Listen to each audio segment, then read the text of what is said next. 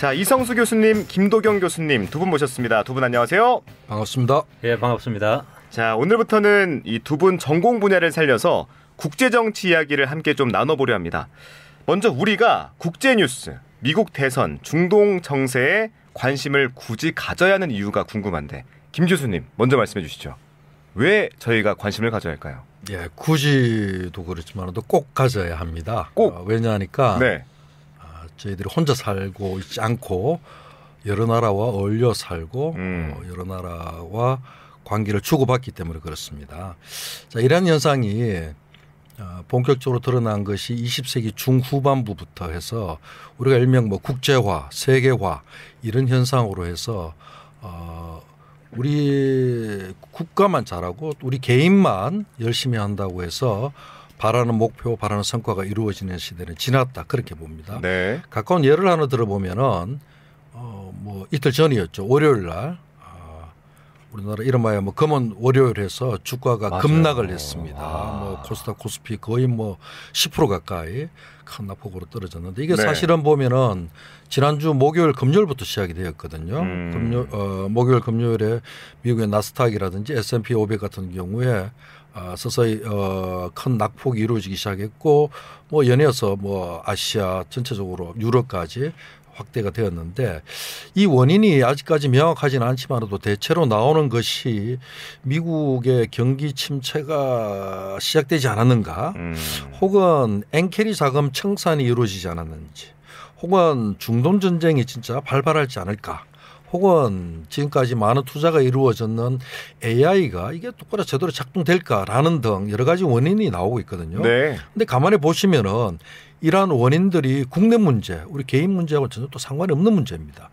그러니까 지금 만약에 주식을 투자하시는 분들의 행태를 보면은 아침에 일어나서 아니면 새벽에 보통 켜서 국내 뉴스를 보는 것이 아니고 국제 문제를 먼저 보거든요. 거기에 따라서 오늘 어디에 투자를 해야 될지 어떻게 해야 될지를 판단을 하고 결정을 내린다 말씀이죠. 네. 자, 이런 예만 봐서도 알 수 있는 것처럼 지금은 국제 정치, 세계 정치에 관심을 가지지 않으면은 우리 개인도 존재하기 힘들고 국가 자체도 여러 가지 안보 문제도 그렇고 국제 경제 면에서도 여러 가지 어려움이 처할 수 있기 때문에 또 다른 여러 가지 요인도 있지만은 또 네. 우리가 국제 정치에 굉장히 큰 관심을 가져야 되는 이유다 그렇게 설명할 수 있겠습니다. 네. 이번엔 이성수 교수님. 네. 왜 관심을 가져야 할까요? 예, 우리 김동균 교수님께서 이야기 잘 해주셨는데 네. 국제사회는 지금 아주 긴밀하게 연결되어 있습니다. 특히 이제 우리나라하고 직접적으로 연결이 되어 있고요. 특히 이제 미국 대선 같은 경우는 동부아시아의 방위, 공동 방위, 힘의 역학관계 이러한 것들과 연결되어 있습니다. 또 한미일 그리고 북중소 이런 관계가 바로 미국 대선과 직접적으로 연결되어 있고요. 그다음에 이제 지금 중동 문제가 심각하게 돌아가고 있는데 네. 과거부터 페르시아만 안보 문제라 그랬거든요. 페르시아의 안보, 페르시아만의 안보, 지금 걸프만 그러는데 안보가 이루어져야만이 세계 경제가 안정이 된다 그랬습니다. 그러니까 세계 경제 불안정성이 언제든지 일어날 수 있는 게 바로 이 페르시아만 호르무즈 해협의 안보거든요. 지금 이게 위협받고 있습니다. 그래서 이러한 부분들은 국제 정치뿐만 아니라 국제 정세 그다음에 이제 우리가 흔히 말하는 경제 문제 모든 것들이 연결되어 있습니다. 그래서 반드시 국제 문제는 관심을 가져야 되고 내 개인하고도 직접적으로 방금 전에 말씀하셨듯이 직접적으로 다 연결되어 있습니다. 그래서 안보와 경제 이런 것들 때문에 안 가질래야 안 가질 수가 없는 게 국제사회다. 관심을 항상 가지고 있어야 된다. 이렇게 봅니다. 네. 국제사회에 관심을 꼭 가져야 되는 이유에 대해서 알아봤고요. 이번에는 이 김도경 교수님께 여쭤보죠. 미국 대선 얘기를 해보고 싶은데 해리스와 트럼프 팽팽한 박빙세를 보이고 있습니다. 전에도 사석에서 트럼프 피격 사건 직후였는데 미 대선 아직은 알 수 없다라고 말씀하셨거든요. 교수님 예측대로 가는 것 같은데 해리스가 파란을 일으킬 수 있을지 트럼프와 해리스 어느 쪽이 더 유리할까요, 교수님? 예, 지난달이었죠. 도널드 트럼프 전 대통령의 피격 소식이 나오면서 이번 선거는 트럼프에게 절대적으로 유리하다. 전환점을 돌았다. 이런 판단이 많이 이루어지고 좀 선거가 싱겁게 될 것 같다라는 보통 예상을 많이 했습니다. 네. 근데 참 정치는 살아있는 생명체라는 게 명확히 느껴지는 게 7월 21일 조 바이든 대통령은 여러 가지 그 회담 이후의 충격 또 연령 문제, 뭐 인지적 문제, 뭐 기타 여러 가지에서 후보직을 사퇴를 하거든요. 지금 2주가 지났습니다. 네. 그 2주 사이에 카멀라 해리스가 이제 대통령직 후보직을 승계하고 2주인데 2주 사이에 큰 변화가 있습니다. 이게 놀라운 변화인데 일단 크게 봐서는 뭐 여러 가지 여론조사 결과에 따라서 누가 조금 우위에 있다 뭐 이런 나오는데 전체적으로 보면 추세선을 좀 볼 필요가 있었습니다. 추세가 보면은 카멀라 해리스의 상승세가 지금 뚜렷하거든요. 이 여론조사의 내용을 보면은 그 네. 상승세를 지속시키는 요인 중에 가장 큰 요인이 여성하고 유색인종, 특히 이제 흑인들이 결집하고 있는 현상이 명확하게 드러나거든요. 그러니까 이게 굉장히 쉽게 끝날 것 같은 예상을 벗어나서 해리스가 성기를 잡았다기보다도 네. 거의 박빙 수준까지 갔다. 특히 상승세를 타고 있다는 점이 굉장히 큰 결과물이 지금 선거 한 3개월 남았거든요. 3개월 남은 상태에서 오늘 보니까 카멀라 해리스가 부통령 후보를 러닝메이트로 팀 월스 미네소타 주지사를 선정을 했던데 네.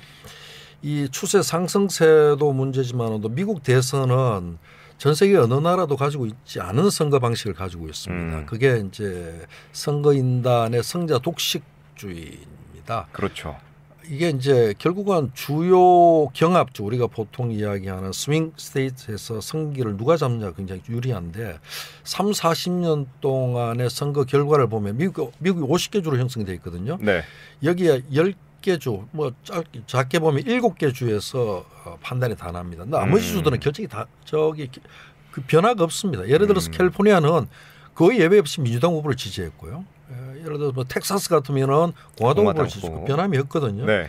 근데 이게 이제 경합주가 보통 7개인데 펜실베니아, 미시간, 위스콘신, 애리조나, 네바다, 조지아, 노스캐롤라이나 이런 정도인데 그래서 지금은 여론조사 기관들이 굉장히 영악하죠. 요 7개 주만 항상 여론조사를 많이 합니다. 요 7개 주가 어떻게 가느냐 차이인데 네. 이 경합주에서도 거의 이 해리스가 많이 따라잡은 게 지금 많이 나오고 뜬 건 또 뒤집힌 경우도 많거든요. 그러니까 이런 것. 그다음에 우리나라도 지난번 대선이 역대 최고의 비호감 선거. 비호감이라는 것은 내가 지지하는 후보를 찍기 위해서 투표장에 가는 것이 아니고 내가 싫어하는 사람이 대통령이 되는 것을 막기 위해서 투표장에 간다. 이런 생각을 가지고 투표장에 많이 가거든요. 미국도 그런 점에서 이전의 선거가 비호감 선거였습니다. 그래서 이전에 없던 방식으로 요즘은 호감, 비호감 그런 여론조사를 많이 하는데 이 호감도 조사에서 해리스가 트럼프를 추월한 게 명확하게 나왔고요. 네. 그다음에 가장 중요하다고 저는 보는 게 이 미국 선거는 이 후원금 액수가 굉장히 중요하거든요. 후원금. 예, 이 후원금이 여기 앞에의 그 조 바이든이 3개월 동안에 그 모았던 후원금보다도 이 해리스가 2주 동안에 모았던 후원금이 거의 한 3천억 가까이 됩니다. 이게 훨씬 많았다는 이야기죠. 그 말은 성자에게 배팅합니다.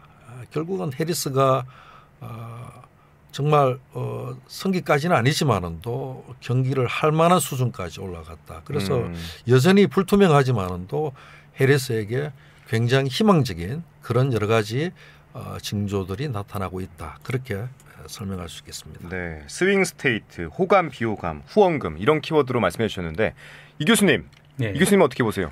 예, 잘 말씀해 주셨는데요. 제가 이제 CBS 여론조사 결과를 제가 찾아봤습니다. 보니까 해리스 50% 대 트럼프 49%. 여기에서 CBS는 이제 미국 CBS죠. 예, 맞습니다. 미국 CBS입니다. 그래서 지금 해리스가 앞서고 있습니다. 네. 그리고 7개 경합주 방금 말씀하셨는데 지지율이 50%로 동률로 나왔습니다. 그리고 이제 흑인 유권자들 그리고 아까 방금 말씀하셨듯이 해리스를 지지하는 부분이 과거에 바이든은 73% 흑인 유권자들이 지지를 했는데 네. 해리스한테는 지금 81%로 상승을 했습니다. 거의 한 8% 이상 상승을 했다라는 거죠. 흑인들한테서 그 바이든보다는 해리스 지지가 훨씬 더 높게 나타났다. 그리고 이제 최근 4개 여론조사 결과 평균 트럼프가 49%, 해리스가 47%입니다. 그리고 정치 전문 매체 더 힐에서 전국 단위 여론조사를 했는데 97개 평균을 내니까 트럼프 47.6, 해리스 46.5% 거의 박빙입니다. 그래서 방금 김동연 교수님께서 말씀하셨듯이 아주 박빙으로 가고 있고 네. 해리스가 어떤 부분에서는 지금 더 앞서고 있다 이렇게 보여질 수 있는 부분입니다. 그래서 이러한 부분에서 이제 그 또 트럼프가 자기가 대통령이 되면은 취임 후 100일 이내 중국 차의 고율의 관세를 부과하겠다 이런 지금 이야기도 하고 있거든요. 그래서 이제 이러한 부분들을 봤을 때 미국의 어떤 유권자들의 호감도가 트럼프보다는 해리스한테 더 옮겨가고 있지 않느냐 저는 이렇게 판단하고 있습니다. 네, 자 김 교수님, 민주당이 트럼프와 공화당을 겨냥해서 위어드 이게 뭐 기이한, 뭐 기괴한 이런 뜻인데 이 단어를 통해 단순하면서도 강력한 낙인 찍기 전략을 펼치고 있습니다. 근데 이게 꽤 먹히는 것 같아요. 빌 클린턴의 이 바보야 문제는 경제야라는 문구도 떠오르고 때로는 촌철살인의 키워드 하나에 승부가 좌우되는 경우가 종종 있는데 어떻게 보셨습니까? 이 위어드. 예, 이게 뭐 나온 지 얼마 안 돼서 네. 클린턴의 바보야 문제는 경제야 정도의 그런 슬로건이 될지는 모르겠습니다만은 아직까지는 모르죠. 그런데 위어드라는 것이 먹혀들지 먹혀들면은 뭐 바보의 문제는 경제가 되는데 그런 의미는 아닌 것 같으니까 그 정도는 선거 슬로건으로 쓰기에는 좀 그렇고요. 네. 결국은 뭐 선거는 구도 프레임 싸움인데 그런 프레임을 어떻게 짜느냐도 굉장히 관심 있게 한번 지켜볼 내용이고요. 네. 선거는 이제 미국은 9월 달부터 본격적으로 이제 시작되는 거고요. 러닝메이트 정해지고 뭐 선거 또 구도와 슬로건들이 확정되어지면은 이제 그래 되면 명확하죠. 그래 명확한데 아직까지는 이걸로 가지고 뭐 명확하게 어떻다 선거 이번 미국 대선의 어떤 선거 슬로건이 민주당의 위어드가 영향력이 있고 그렇게 결정될 것 같다. 그렇게 판단하기 좀 이른 것 같습니다. 좀 이르다. 예. 좋습니다. 해리스냐 트럼프냐 해리스냐. 그렇다면 우리 입장에선 누가 더 나을지 김 교수님 어떻게 보고 계십니까? 누가 되어도 다 같죠. 본질적으로 그래요. 그렇죠. 이게 냉전 시대 때에는 주로 우리나라 같은 경우 좀 유리하게 봤던 것이 공화당 후보가 당선되어지는 것이 냉전 국가에도 우리나라에는 조금 유리한 측면들이 많았습니다. 정책적인 측면에서. 그러나 지금 들어와서는 꼭 그렇지만은 않습니다. 그렇지만은 않고 예를 들어서 트럼프가 되면은 많이 이제 뭐 기본적으로 경제적인 국제 경제적인 측면을 보면은 뭐 미중 문제 무역 전쟁이 더 격화될 거다라고 하지만은도 어떻게 보면은 조 바이든 때도 똑같이 시행이 그대로 지속적으로 시행되었거든요. 단 이제 한반도 문제와 관련되어서는 미국 우선주의와 관련되어서 트럼프가 내세우는 것이 결국은 주한미군은 한국 이제 잘 살지 않느냐, 그러니까 안보 무임승차론까지 집어내면서 결국은 방위분담금 인상을 이제 많이 요구할 것이다. 그런 두려움. 그런 것들이 있는데 네.